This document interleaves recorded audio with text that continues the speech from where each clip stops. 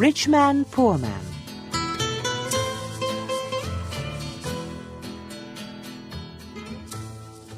Chapter 1. A Letter for Adam. One day, a postman came to my village. The postman brought me a letter from my son, Saul. "Is your name Adam?" the postman asked. "Yes," I said. "I've got a letter for you." The postman read the envelope. "Adam of the village of Minta." "A letter for me? Who is it from?" I asked. The postman looked at the envelope again. "From Saul," he said. He gave me the letter and walked away. "Martha!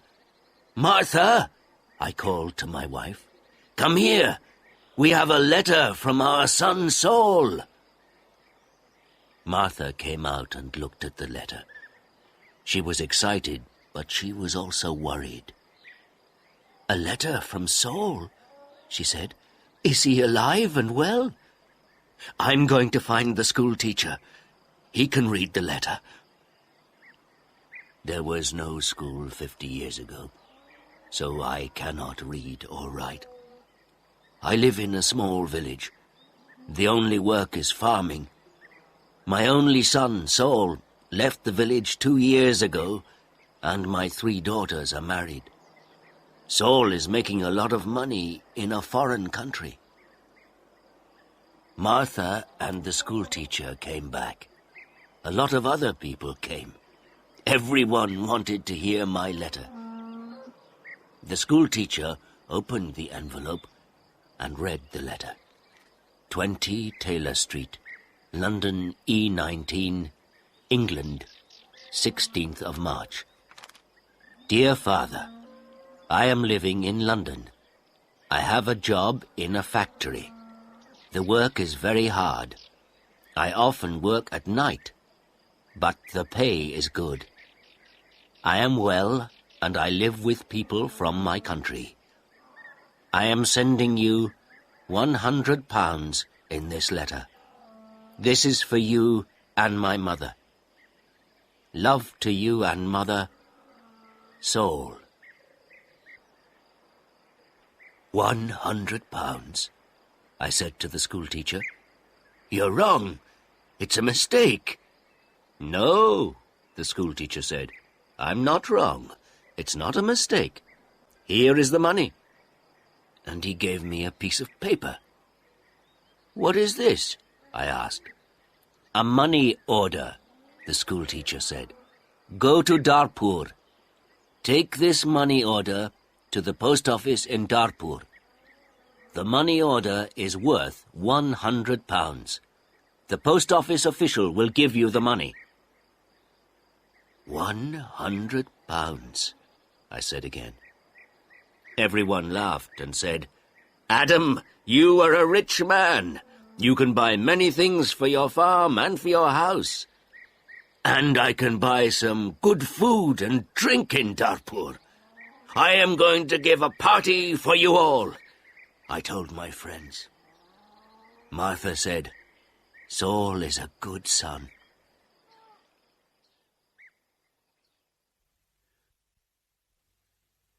That evening, the village people talked about the money order and my money. Martha and I also talked about the money. We needed many things for the farm.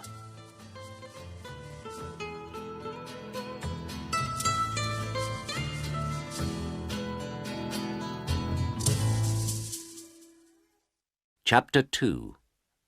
Adam goes to Darpur. The next morning, I got up very early. It was dark, and everyone was asleep, but I was going to Darpur. I washed and dressed carefully. I put on my best clothes, and I carried my best stick.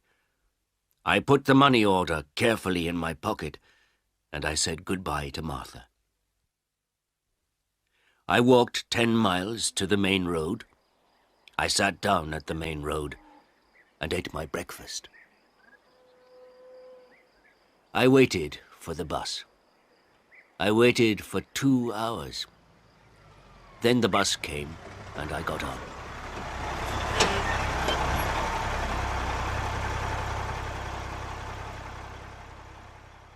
It is a long way to Darpur. The bus takes 3 hours. I arrived in Darpur and walked to the post office immediately. I do not often go to Darpur. I only know the market and one shop. This is the shop of Rick. I buy things for my farm from Rick. There were a lot of people in the post office. I asked about money orders. A man showed me the queue. There was a long line of people, and I waited at the back. Finally, it was my turn. I was at the front of the queue. But the official did not serve me. "Excuse me," I said. "It's my turn. I'm next." "You are next. Old man, I'm very busy," the official said. "Look at my papers. Look at all these people. I am very busy, and you must wait." So I waited. Finally, the official looked at me. "What do you want?" he asked. I gave him my money order. "This is my money order for £100, I replied. The official held out his hand. "Identity card?" he said. "Excuse me? I don't understand," I replied. "Your identity card," the official said again. "Give me your identity card." "What is an identity card?" I asked.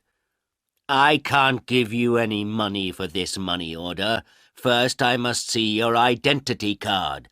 Your identity card gives your name and your address. Your identity card describes you. There is a photograph of you in your identity card. I don't know you. Who are you?" The official was a little angry. But I was also angry. "Who am I?" I said.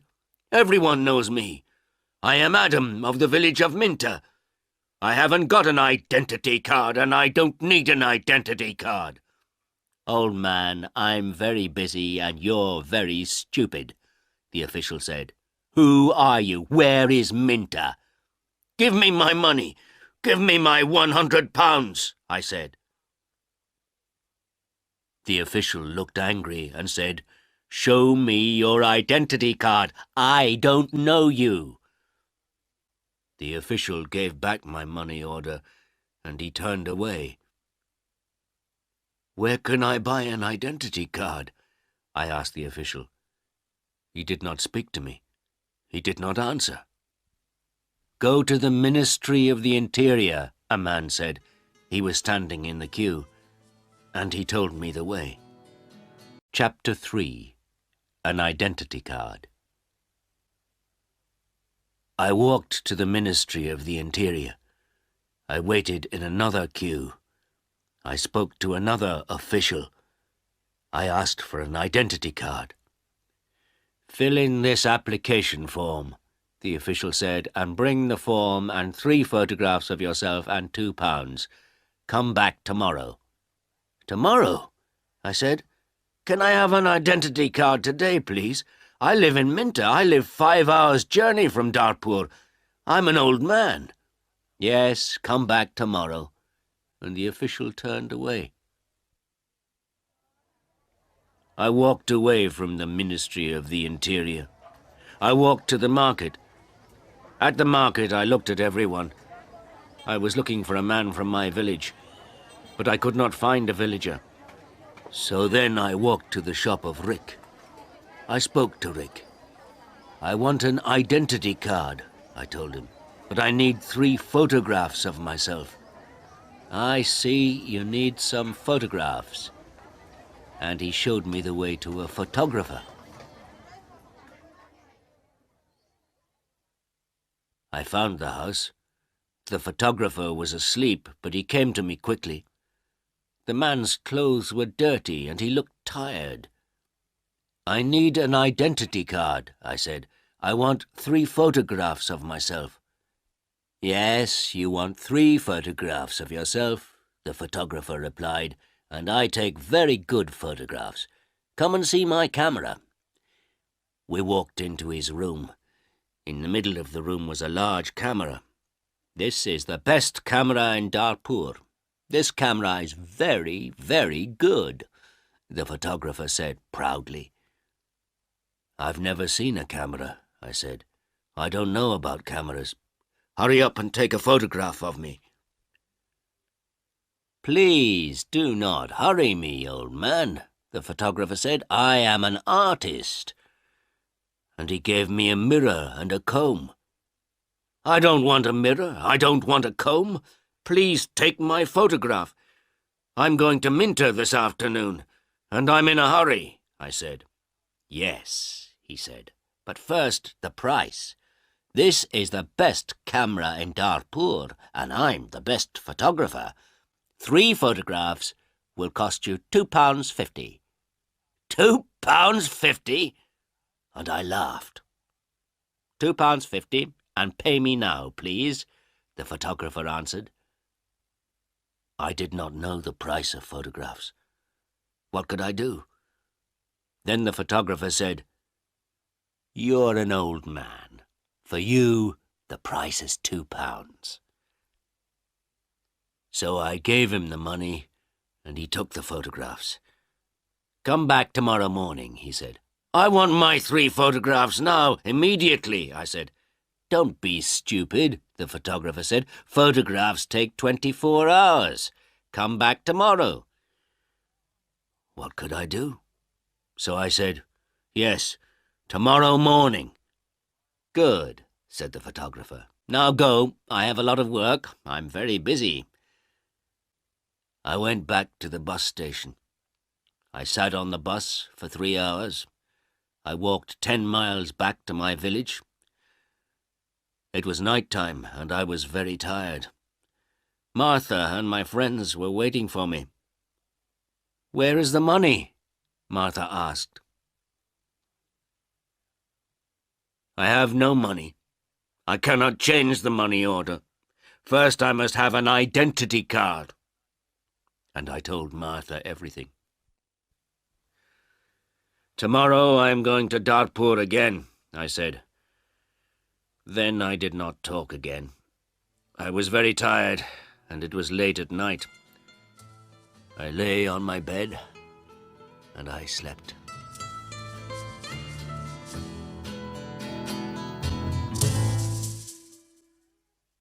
Chapter 4. No Photographs. I woke up late the next morning. The sun was already high. I did not walk to the main road and catch a bus. All the buses go to Darpur early in the morning. So I stayed at home on Wednesday. I was still very tired. I rested and talked to the villagers about the money order. I told them about the identity card and the photographer.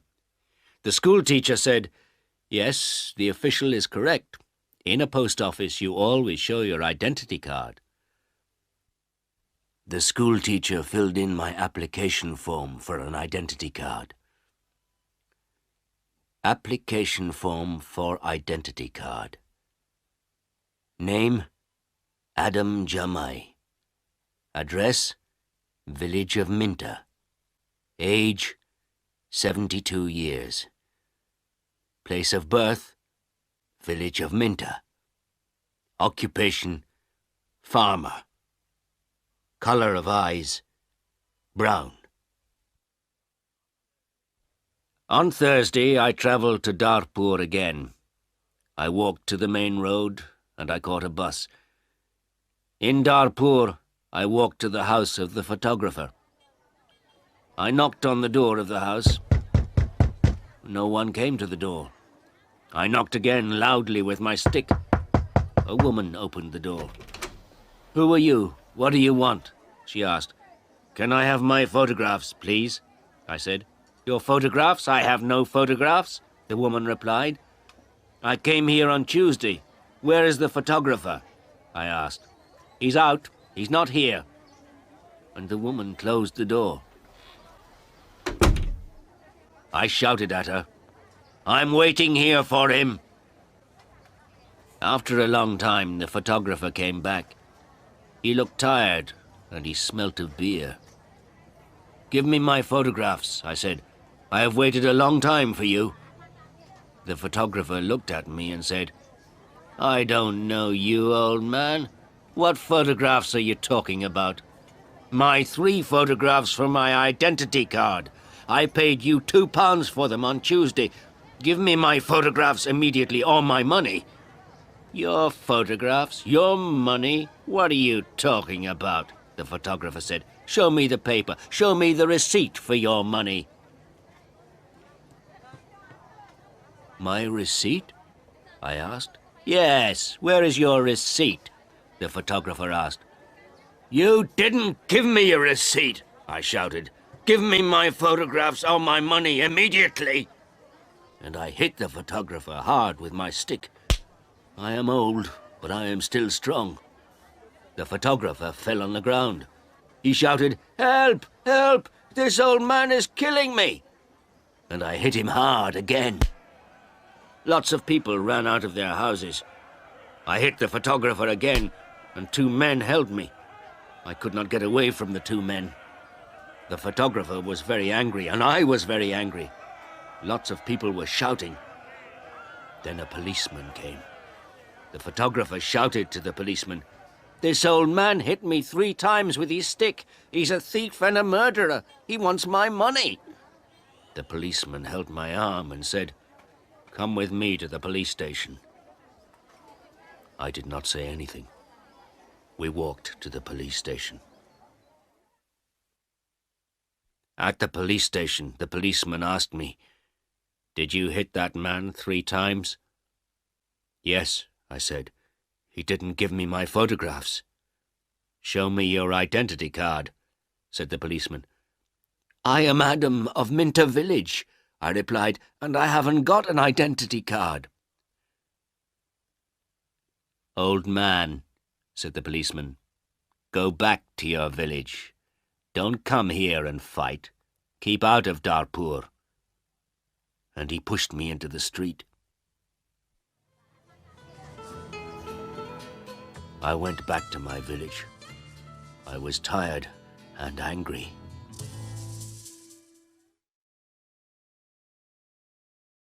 Chapter 5. Adam changes his money order.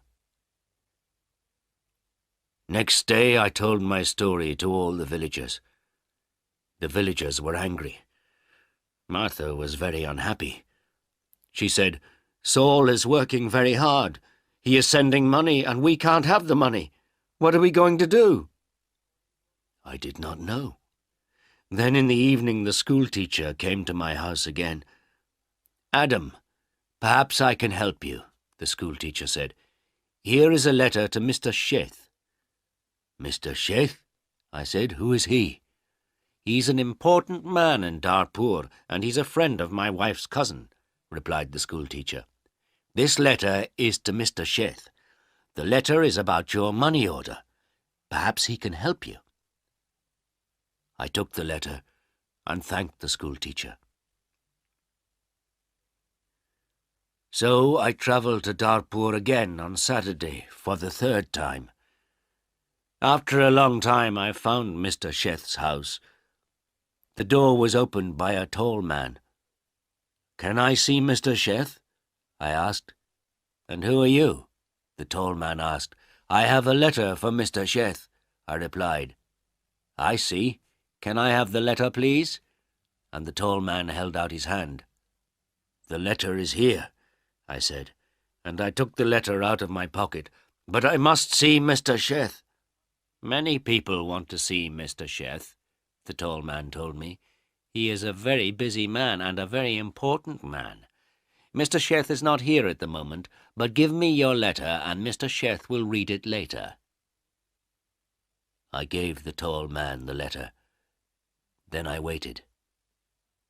Later, a large black car came, and a man went into the house.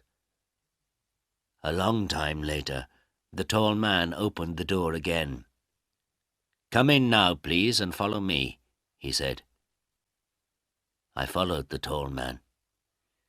We went into a large room with fine carpets and big chairs. Another man was in the room. He was drinking. "This is Mr. Sheth," said the tall man. "I am Adam of Minter Village," I replied. "Yes, I know," said Mr. Sheth. "Thank you for the letter. I hope I can help you. I like to help people. Please, sit down." Mr. Sheth smiled. His clothes were new and smart. "Thank you," I said. "Can I see the money order, please?" Mr. Sheth asked. I took the money order out of my pocket. By now, the money order was dirty and looked very old. I gave it to Mr. Sheth. "This money order is for £100, I said. "My son sent it from a foreign country." Mr. Sheth unfolded the money order and looked at it. "You can't change this money order," he said. "This money order is not worth £100. This money order is worth nothing." "Worth nothing? Worthless?" I asked. Then Mr. Sheth looked at the money order again. "Yes, worthless. Your son does not understand about money orders. This money order is not correct for our country," Mr. Sheth said. Then he looked at the money order again and said, "And this money order is also old. It is out of date." I said nothing. Mr. Sheth gave me the money order back. Then Mr. Sheth smiled and said, "I am very sorry. You are an old man. You came a long way from your village. What can I give you to eat and drink?" I was not hungry, but Mr. Sheth went out of the room. Then he brought me some coffee and some cakes. I drank my coffee. "Old man," said Mr. Sheth, "I like to help people. I am a rich man. Give me your money order." I gave my money order to Mr. Sheth. "Yes, this money order is worthless," he said again. "But I am going to help you. I am going to change this money order for you. I am going to give you some money." Mr. Sheth went out of the room. I felt very happy again. After a few minutes, the tall man came into the room. He gave me an envelope. "This is from Mr. Sheth. You can go now," the tall man said. I went out of the house. I walked along the road to the bus station. I opened the envelope and I took out my money. I counted the money. It was £10. I thought about my only son, Saul. My son, Saul, had sent me a money order for £100. Mr. Sheth had given me £10. I felt old, and I felt poor again.